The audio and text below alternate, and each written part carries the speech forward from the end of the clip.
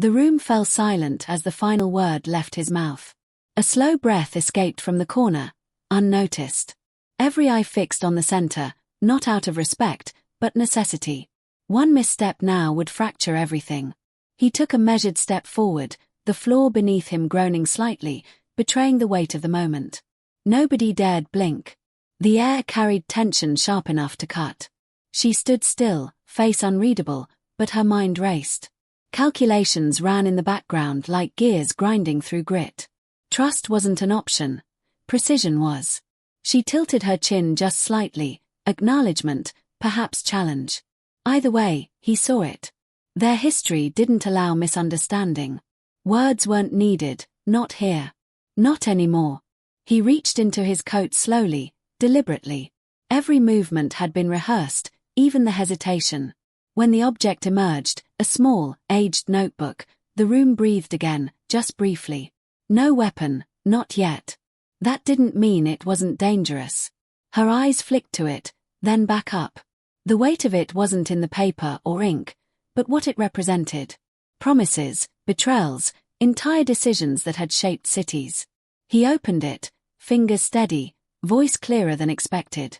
Page 23, he said. No one moved. She responded evenly.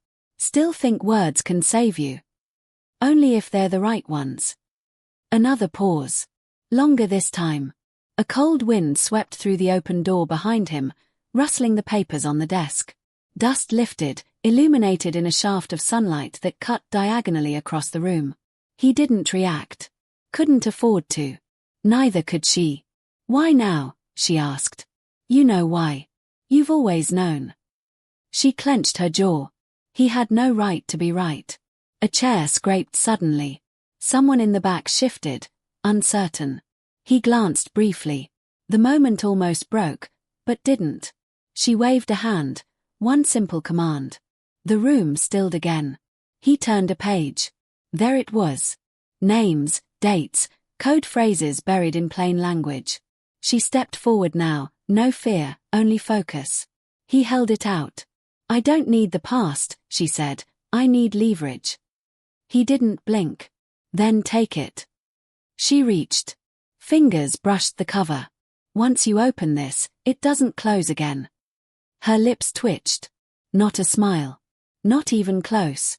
But something passed between them, recognition, maybe even regret. She took the book. He didn't pull back. Now the balance shifted. Everyone in the room felt it. And still, no one spoke. She opened the book. Not to page 23. Page 41. He raised an eyebrow. You never understood, she said. I don't need the story you want to tell. I need the one you tried to bury. He didn't deny it. The sound of a distant clock ticking filled the space. The passage of time, suddenly loud, almost intrusive. She turned the book to face him. This ends tonight. He nodded, slowly, one way or another. Then silence again. But this time, it was heavier. No one dared move, the door creaked behind them, and he didn't turn. She didn't need to look to know who had entered. The timing confirmed it. Everything always arrived precisely when it wasn't wanted. Boots on old wood. Steady. Controlled. They hadn't come alone. The newcomer spoke without introduction. You found it. She answered without looking up. He gave it to me. That's a mistake. No. It's the only thing that's made sense all week. He remained silent. The notebook stayed between them, open now, pages fluttering slightly in the breeze. She pressed her palm down to still them. Another voice, younger, sharper. We have confirmation from the North Corridor. Movement. 3, maybe 4. She nodded once. Prepare the fallback. Fallback. You're leaving. The first voice again. Familiar, worn from command. I'm not, she replied. They are. He finally turned his head, not all the way. You'll stand alone. She didn't blink. I always have. The newcomer stepped closer. We can still contain this. That book doesn't need to surface. She laughed once, cold and short. It's already surfaced. You're just late, as usual. He took a breath, about to speak, but she cut him off. Save the lectures. I don't answer to you anymore. The tension rose like pressure in a sealed tank. Measured words were no longer enough. Now came the choices. He stood straighter, stepping back slightly. His work was done. He had brought the match to the oil. What burned now wasn't his concern. She turned the page again. Names, dates, plans, they weren't just secrets. They were triggers. One word leaked, and the foundation cracked. She pointed at a name. You recognize this? The commander frowned. Should I? You should. You promoted him. His face darkened. He's dead, she added. 3 weeks ago. That's classified. Not anymore. The younger voice broke in again. We've got movement outside the East Wing. They're pushing faster than expected. Hold them until I say otherwise, she ordered. She closed the notebook. This isn't about revenge, she said, to no one in particular. It's about clarity. You think showing the truth fixes anything? The commander asked. No. I think hiding it broke everything. He spoke up now, quiet but firm. They won't let you leave with it. I'm not leaving. A pause. I'm broadcasting. The words dropped like lead. Even the air stopped moving. Someone outside shouted, muffled, distant. No one inside moved. You've lost your mind, the commander said. No, she replied. I've finally used it. The console in the corner lit up. A soft, rising hum filled the room. She walked to it, notebook in hand, placed it gently on the panel, and entered a code without hesitation. The younger officer hesitated. This could collapse the entire chain. Then let it fall. They watched, helpless now. The signal engaged. Lights blinked. Antennas moved. What was hidden began to surface.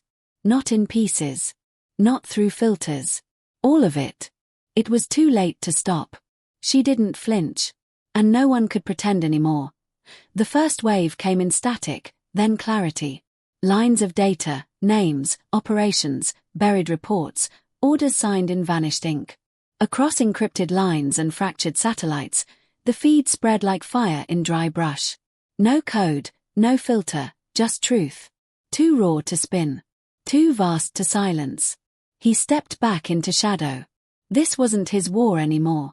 She had taken it, reshaped it, and made it final. Somewhere, far off, alarms started. The others would come now, not to negotiate, but to erase. The commander moved toward her, voice low. Do you understand what you've done? She didn't look up.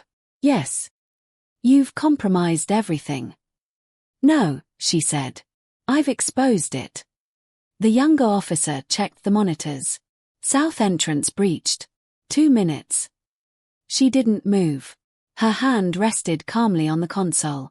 The upload bar neared the end. With every second, more layers peeled away. Contracts. Cover-ups. Names too powerful to whisper aloud. The commander's voice grew tighter. This isn't justice. This is sabotage. She turned. This is correction. Years of silence, bought and sold, pretending balance meant peace. It didn't. It meant fear. He spoke again, for the first time in minutes. You never cared about exposure. Not until it touched you. She met his eyes. Wrong. I cared the entire time. I just waited too long. A boom shook the hallway beyond. Dust drifted from the rafters. Boots echoed. The corridor lights flickered. They'll kill you before it finishes, the commander warned.